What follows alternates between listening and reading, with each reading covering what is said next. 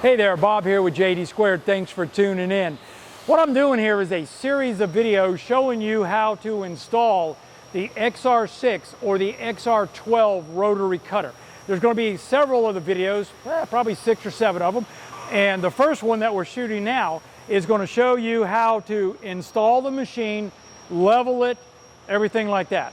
The second video, how to hook up the electrics. Third video, cooling system, etc., etc. So that's the purpose of these videos. And the idea is to provide you enough information to where, let's just say you were installing the machine on a weekend and we're not here, you shouldn't have to call us and ask us anything. I'm going to try to cover everything the best I can. Of course, if you do have a problem, please just give us a call or email us and we'll get right back with you. But I kind of don't think you are. The machine was designed to be very easy to install, as you're going to see. Now, as I mentioned, this is the XR6. And what I did is I positioned it as if we had just taken it off our trailer if we came and got the machine, or we took it out of the crate if we shipped to you, and you're going to end up with something like this right here. Now, the layout I got here would be representative as if you were to come and get it and put it on a trailer. We have the main frame, we've got the extension, we've got the mid-leaf that we'll be putting up under it, and then we have the coolant reservoir. Quick note on the coolant reservoir. This one's made out of stainless steel. That's an option. Don't do it. It's a waste of money. The machine will come with a powder-coated steel reservoir that works fine. And the reason for that is because we use a rust-preventive coolant when we're cutting, and it's not going to rust out anyway, so why spend the extra $1,000 to get stainless steel? So I just want to throw that out at you real quick. Let's go ahead and talk about the physical size of the machine if you're going to come get it. You're looking at, on an XR6, 6 feet this way wide. XR12, you're looking at about 8 feet, much larger machine. Lengthwise, I got my tape measure on the floor right here. We're looking at 13 feet 3 inches long. So that'll give you an idea of the footprint that you're going to need. If it's in a crate, you're looking at probably another 8 or 9 inches total. So keep that in mind. Height, about 6 feet, something like that. Now, let's talk weight. Uncrated, what you're seeing right here, the machine's going to punch in at around 2,500 pounds, no big deal. If we put it in a crate, you're going to be looking at about 3,500 pounds because that crate is going to be about this tall. It's a very, very large crate. And it's heavy. You're looking at probably near 1,000 pounds for that crate. So figure about 3,500 pounds. You are going to need a few tools to install the machine. You know, things like screwdrivers, an adjustable wrench, and a couple others that I'll describe as I go along. Nothing major. Anyway, I can't think of anything else to say. Let's get on it. I've gone ahead and I've positioned the machine where I want it. Now, the way I did that is I got 2 2x4s. I measured and I've placed them about 16 to 17 inches outside to outside and about 4 inches inside from the outside of the forks. That way when I pick it up, I'm not going to worry about hitting anything. Now, the carriage has been moved to the right side. However, it did not have to be. If the carriage was in the middle, the bottom of the carriage is above the ribs, so you don't have to worry about your forklift taking out the carriage if it happens to be in that middle position. Now, another thing I did, after I placed it down, I moved it around a little bit. Turns out it's a little harder than I thought. This thing's heavy. But anyway, I am 75 inches from the wall to right here, 6 foot 3 inches. I've double checked that on each side of the machine. Now, real quick, back to the forklift. When I picked it up with the forks, the idea was you've got these ribs right here running down the frame. You want your forks to catch the bottom of this rib right here. Now, there's a couple of brackets bolted onto the control box back there. So after you pick it up with the forks and get the lumber comes in contact with the ribs, make sure it's only in contact with the ribs and you'll be fine. It's real easy peasy. Anyway, the reason I'm out 75 inches from the wall is you've got to make sure you can completely open the control panel door right here so that it'll open and close. Other than that, I guess we're ready to start leveling this thing. The next thing you're going to need to do is you're going to need to go ahead and place your extension on your floor. The extension, the long piece here, there is a particular orientation. We have guards on the rear of the frame back here, and there's also an incline. You can see where the metal's been bent to allow the coolant to more efficiently return to the coolant reservoir. These are the hose guards right here. They need to be to the rear of the machine, similar to what you'll see on the main frame. Now what I did, I went ahead and I just put it into position. You need to come along, measure the length of the mid-leaf deals, 47.5 inches, and what I did is I positioned the extension so that from inside of this rail to this rail is 47.75 of an inch. The idea is I'm going to go ahead and lay this up there. I'm not bolting anything together, I'm just laying it up there. And the reason I've got to do all this is because the floor I'm working with is not very level. So I want to make sure that I don't run out of travel on my legs, my leveler pads, while I'm adjusting them. So what I'm doing is I'm rough positioning the machine, and then I will go ahead and finish level it. So let me go ahead. I'm going to pop this into position, and I'll be right back. I've gone ahead and I've positioned the middle leaf between the extension here and the main frame. Remember, I positioned them about 1/4 of an inch wider than the top rails of the midleaf. That was so that I could shift things around if I need to. Now, what we're going to go ahead and do, we're going to use a technique called a water level. And a water level is, what I've chosen anyway, is 1/2 inch OD, 3/8 inch ID, clear vinyl flexible tubing. I bought a 20-foot section and a 10-foot section because the machine is darn near 30 feet long, so you're going to need about 30 feet of that. And then I connected the two with a barb.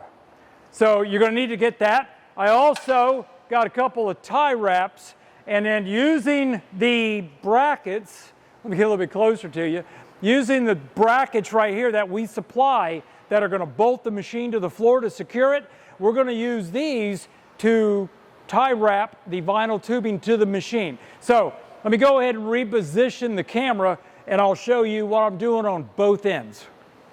I've gone ahead and I tie wrapped the vinyl tube to this end of the machine. Now what I did is I took a pair of vice grips and I used one of those 90-degree adapters I was telling you about. I placed it on top of the rail so that this edge is even with the rail here. Go ahead, clamp that down. Alrighty. And I went ahead and I relatively secured the tubing fairly tightly with these tie wraps. I don't want this tube moving up and down, but I was careful not to pinch off the actual air opening on this side. We're going to be filling this with water from the other side. So anyway, that's it on this side. Keep the vinyl tubing in line with the edge. Now, the reason I use 2 tie wraps is I want this thing relatively vertical because I've learned over the years that it's just easier to read it the more vertical that your tube is. So we're going to be doing that on both ends. Let's go to that end. Now on this end, I'm going to do it slightly different. I am going to line up, I'm going to vice grip down the bracket on the edge of the rail, just like I did on the other side over there. Let's loosen it up a little bit. But this time, I am not going to use the tie wraps and tighten them. What I'm going to do is I'm going to run my water level tube right here. Go ahead, run your tie wrap through it. Let me see. Let me flip this around. Alrighty. And the idea is we want this one to be a little loose. We don't want it very tight. And the idea is we're going to want to be able to shift it up or down, so that we can adjust the water level itself.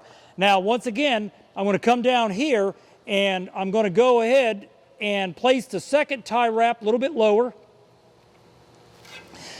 And I'm doing that just to try to keep the tube vertical right here. Now, I could shift this up or down. So the next step is we're going to use a small funnel and we're going to start putting water in this, and I will show you not the trick, but I'll show you a technique of how to do that fairly easily. And I don't mean putting water in the tube. I mean how much water you need in the tube. Now, another quick note. You may be tempted to try to use a level to level the machine and not go to the water level or the water level technique. Don't do that. You can use this to level it this way, you're fine. Do not use it to level this way. These things are relatively accurate over a short span, not a long span. So don't use a level. You're going to want to use the water tube technique, water level technique to do that. All right, let me go ahead and get my funnel and we'll start putting water in this thing. Let me tell you what I went ahead and did. I went ahead and took my tape measure and I measured from the floor at the legs, and I've got all of the legs adjusted, so the top of the rail, not the round rail, but the square part, I got it at 27 inches above the ground. That works out pretty good. I have noticed though that my floor is a little crooked because I'm cutting across two slabs. So it looks like this end over here is going to be about 1/4 of an inch off from the other end. I think it's a little bit lower. Anyway, I went ahead and I worked off the front edge, got it 27 inches. Now when I was doing it, I was using the level right here to make sure everything stayed level. Another trick, another thing I did, the rear leveler pads of the two middle legs, I went ahead and I raised them up so they're not in contact with the floor. So now I've got a tripod, right?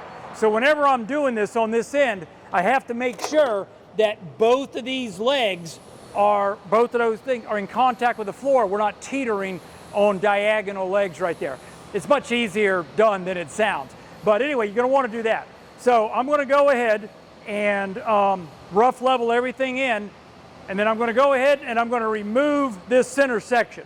Now that I think about it, I probably didn't need to put that center section there at all because I know it's 47.5 inches on the rail. I could have just measured 47 3/4, but by putting it there, I got a good idea of how straight everything was, but you don't technically have to put it there. But anyway, I'm going to go ahead and remove it so that I can get to those legs easier without having to, you know, walk around the machine all the time. All right, let's talk about what I've done here with the tube right here. Got a little container, put my funnel in the end, started putting water in it.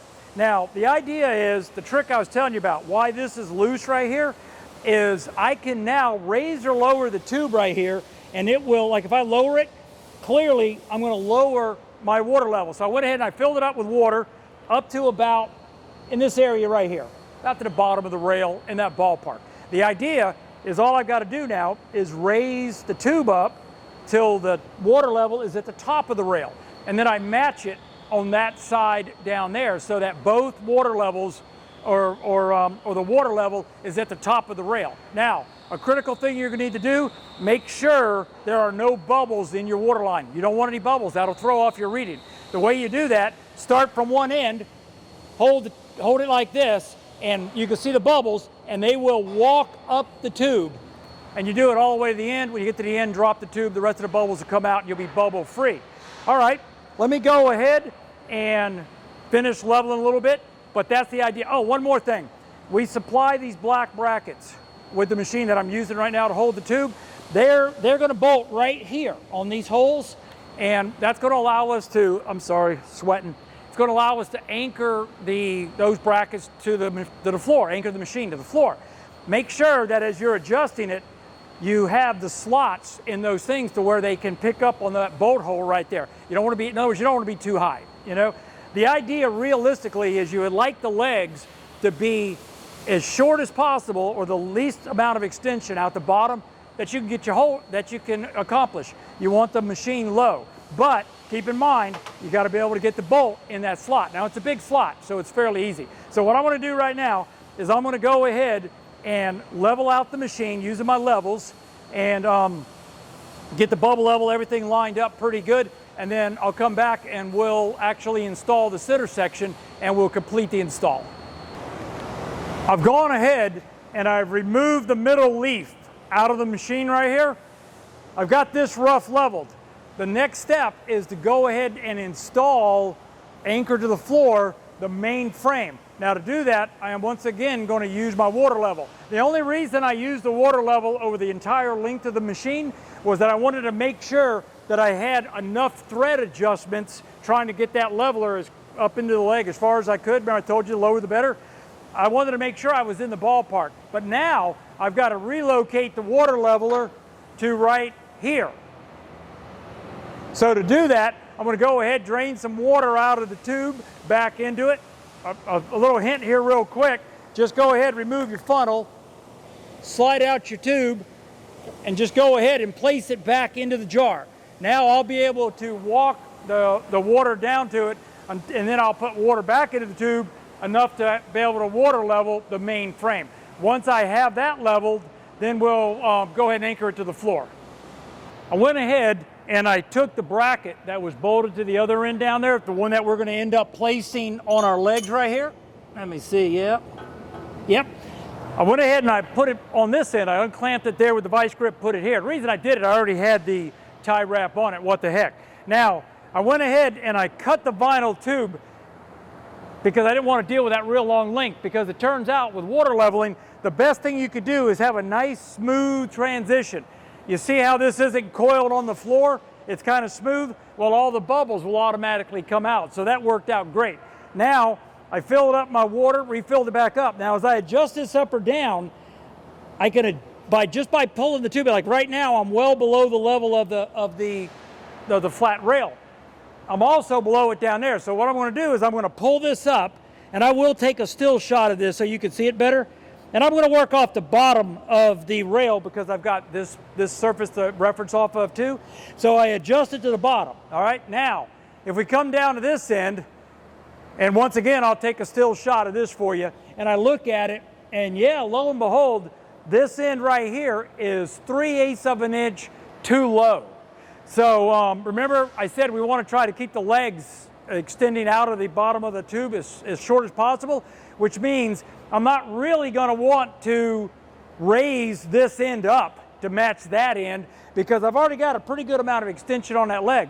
But I've gone ahead and I've looked at all my legs, and I have plenty of room for adjustments because I've only got to move like 3/8 of an inch. So what I'm going to do is I'm going to lower this end of the frame 3/8 of an inch, or until the water level on both ends reads the same right here. I like how high I've got it set down there. I don't want to really change that, so I'll work on this end here.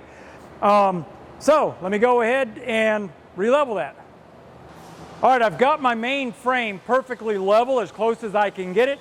I've used a short level to verify that each end looks pretty good. I've also placed a level across the extension in here, and the only reason I did that was to make sure that I haven't adjusted this to where possibly these legs would run out of adjustment before I could get a level. But remember earlier, we had used the water level to make sure that we had plenty of travel, and it worked out perfectly. We're good to go.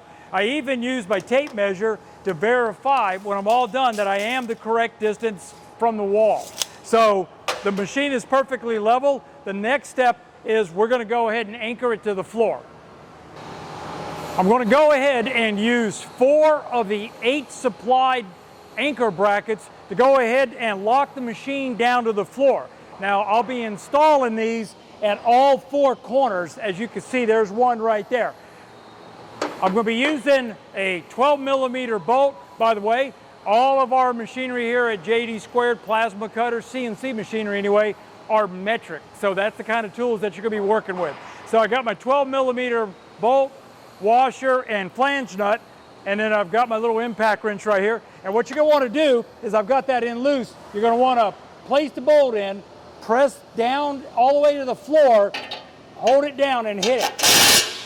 All right, it's locked down. You do not want to drill your holes to anchor it until you've locked it to the frame. Once I've done that, I'll take my drill and I will go ahead and drill the holes down, and then I'll put down in my lags, or whatever they're called, and this is the kind I like to use right here, the ones that got the little swodge or swedge, whatever they call it, and then put it down. I'll put that down, I'll beat it down with my hammer, and then I'll tighten it up, and then the machine is locked to the floor. Now, quick little tip, put the nut on these things before you hammer them down, because you can beat it down a little bit if it's a little tight, to where you roll it over and you can't get the nut on it. So that's just a little quick tip. So I'm going to go ahead and anchor all 4 corners. I'll be right back. All right, well, that wasn't so bad. Had to grab a little bit of water. I'm telling you, it's hot out. It's the middle of June right now. But anyway, it's not so bad. You got to figure I'm 65 years old. If I could do it, you could do it. Anyway, it was very easy. I made sure, I took my time, I made sure it was level, and right now, the RC6 is bolted and clamped to the ground. Now, I want to bring up a point here real quick. I noticed we get a little bit of surface rust on top of the rail.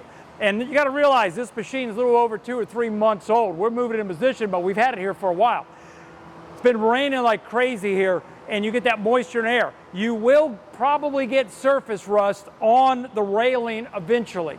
Now, if you were to come into the factory and see machines that we were running here for about a year, you won't see surface rust on it. And it's because we just hit it with Scotch-Brite and it goes away, and then after a while it quits coming back. So surface rust, not an issue. There's really nothing we can do about that other than making parts out of stainless steel, and God forbid you don't even want to see the price tag on that. So what I've got to do now is I'm going to go get somebody to help me pick up the middle section, put it into position, and then we'll install that. I'm getting help, even though technically I could do it myself.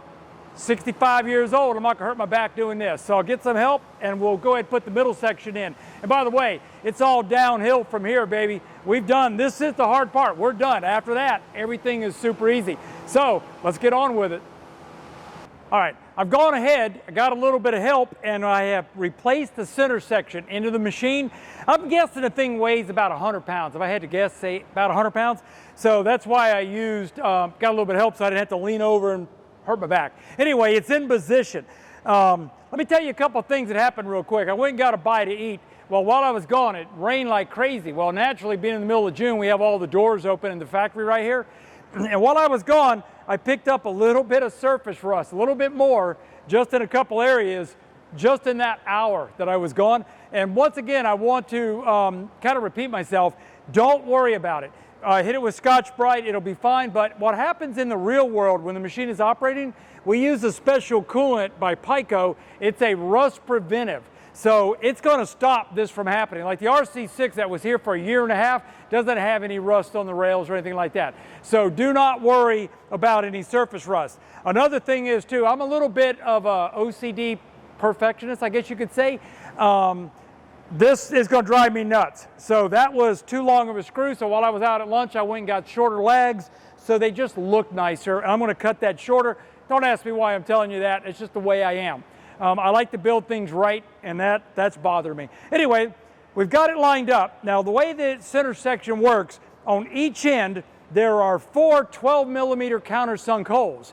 In those 4 holes on each end, we're going to be putting in a M12, a 12-millimeter flathead screw, 30 millimeters long. So what I did is I just pulled it and I aligned it with the holes, and it bumps right against the other rail. Everything's precision machined. All the end of the rails have been machined, so everything lines up really, really nice. Now, I'm going to go ahead and put the screws in real quick. And once again, this is the same exact procedure for an XR12. Now, in these machined rails, we've got these grooves right here where your rods are going to run, that the rollers are going to run on. I'm basically looking and making sure that they are lined up properly with each other. Now, you would think that the flathead screw, being a 90-degree taper, because that's what metrics are, they're 90 degrees, you would think it would pull it in like a dowel pin. And it kind of does, and it kind of doesn't. So the best thing you could do is kind of line everything up pretty good before you tighten the screws up. Now, an M12 flathead uses an 8-millimeter hex. You can either tighten it up with a wrench, or you can be a little lazy and go with the impact. Let's go with the impact. Now, I'm only running it down a little bit. I'm not trying to tighten it yet, because what I want to do is I want to visually look, and for that we're going to need some glasses, and I'm going to visually look and make sure that everything is lined up real good, and it is. Now, another way to look at it is you may want to use the outside edge to line it up, put like a little straight edge on it. You can do that because all of these rails are CNC machined. Now, having said that though, I prefer to line up things on the groove itself, and we're in a good position right now. So what I'm going to do is go ahead and pull it down.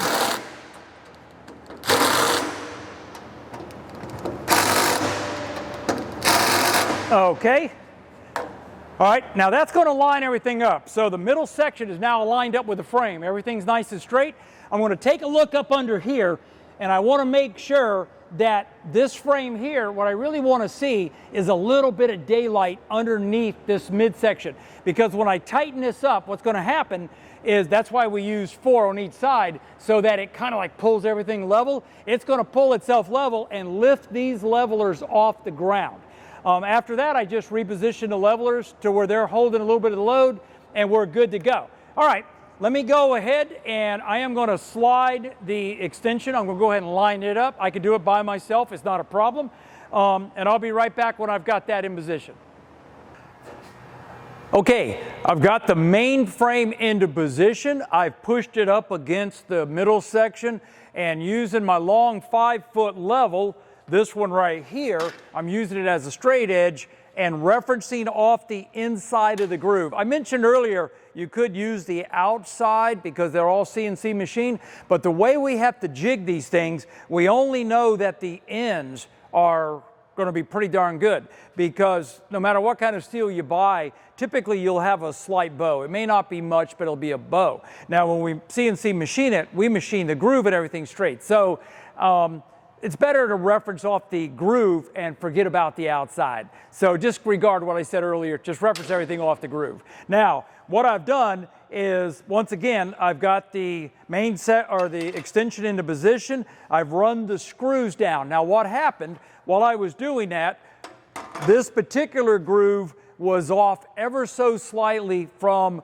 the main frame groove. When I say slightly, if I had to guess, I'd say 15 thousandths of an inch, less than 0.4 millimeters. So what you do is I backed off with my thing, I backed off the screws, and I basically, using my hands, I shifted it over, and then I basically felt it to make sure everything was straight. There's 15 thousandths of an inch play on these rails right here. So once I had it lined up pretty good and using my straight edge to make sure that I'm reasonably straight this way, I went ahead and I've locked it down pretty good. Now a good way to test it, with each machine, you're going to get 2 long rails and you're going to get a short rail.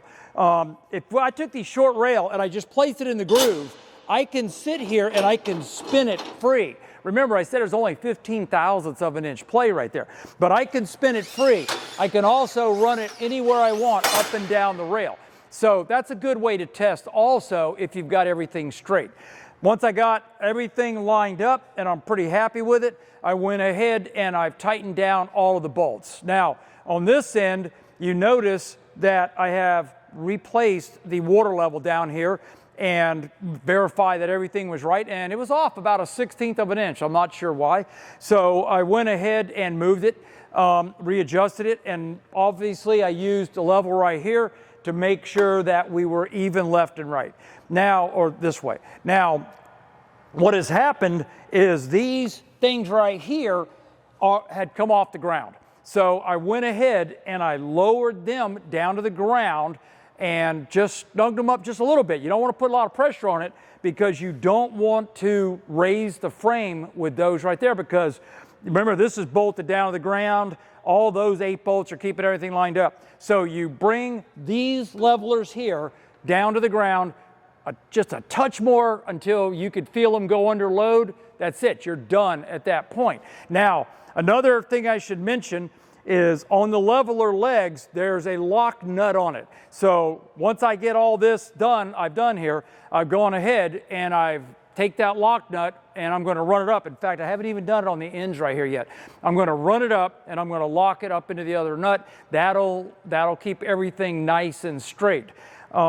Then after I'm not going to go ahead and put the anchors in. I'm not going to bolt them down yet, because what I really want to do is run the machine up and down the whole length, and just to make sure. Once everything sounds good, runs good, then I'll go ahead and I'll place those anchors in right there. I think, let's see, is there anything else that I need to say? I think we've pretty much covered everything right now.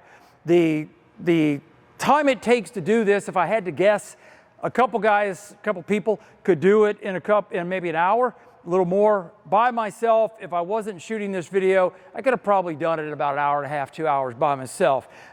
It's a very easy job to do. Now, if you absolutely want us to put boots on the ground, we can come to your facility, but there is a charge for it. We wouldn't charge you for the labor or anything, of course, but plane tickets, hotels, things like that, because we don't know where in the world you're at.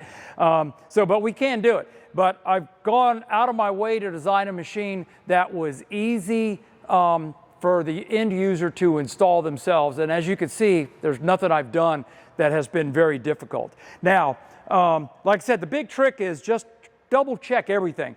Once I got everything together, I used this level to kind of verify that everything was straight. It doesn't have to be perfect, by the way. And the reason is because as that carriage is coming down this frame, the carriage basically has stabilizers at all. So if you're using a stabilizer, it's going to shift left. So let's just say you were off a 1/16 of an inch on this side.